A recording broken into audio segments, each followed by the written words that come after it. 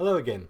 In this video we'll discover why you need new wills. So why a new will each? Well, first of all, we're setting up a whole range of trust planning for you. So if we'd kept your old wills, the saving would be £100 or so.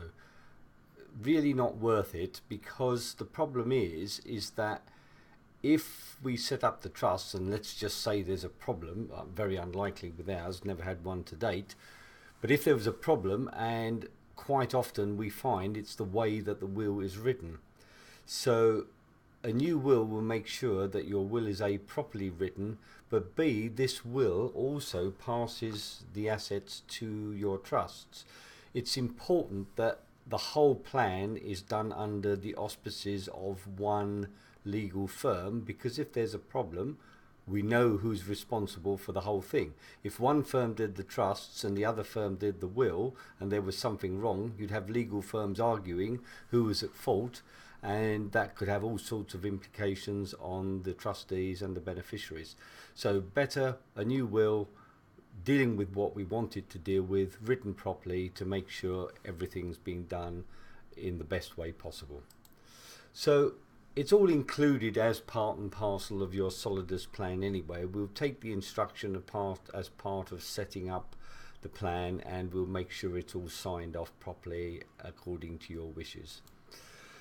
So the clauses are written by one of the most respected specialist lawyers in the country. You can look them up online, Mills and Reeves, and effectively we're more than happy with them as a law firm. They're a huge law firm, and if there were any issues, as I said, not that we've ever had one, then because it's such a big law firm, it's under their PI insurance, and therefore your estate would be more than adequately covered.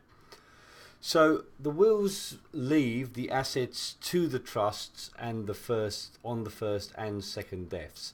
So literally the wills do very little else but say, I leave the assets to the trust, except for some of the following conditions.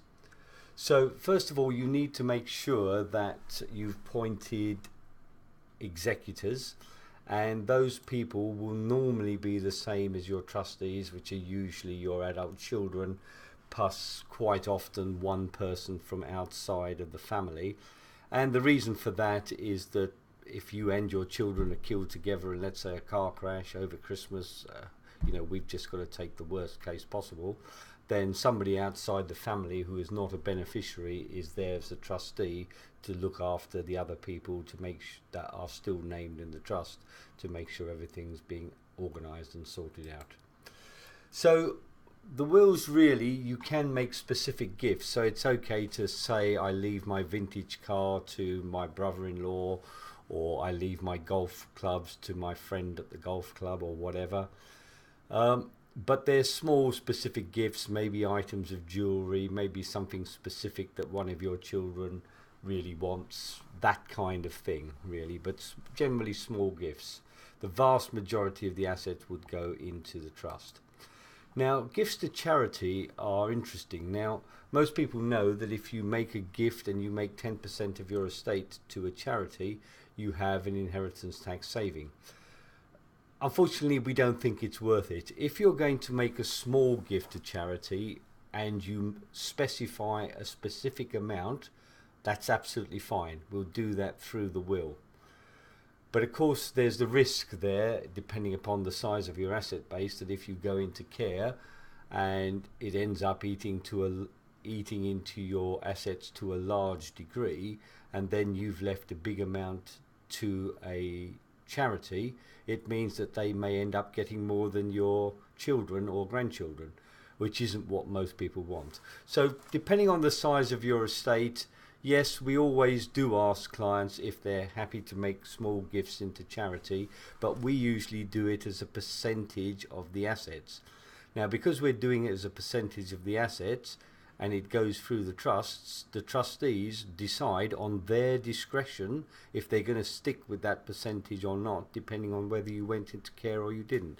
So you trust them to make the right decision via your beneficiaries.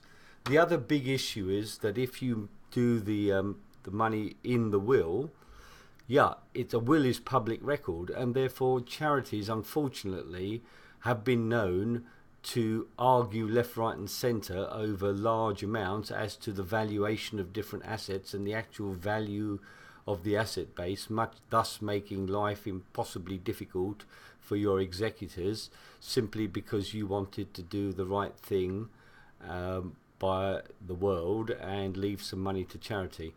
So in summary, if it's going to be a specific amount, fine, it's in the will. If it's going to be a percentage amount and potentially a larger value, then it should go through the trusts, and you, through the expression of wishes, instruct your trustees as to how much you want to go and what percentage value of your estate, and you trust them to do the job properly and give it out in that manner. Okay, so that's the wills, and that's the reason for new wills, and I think you can understand that it makes complete sense to write new wills rather than rely on old and existing ones, which may not even have all the correct clauses in.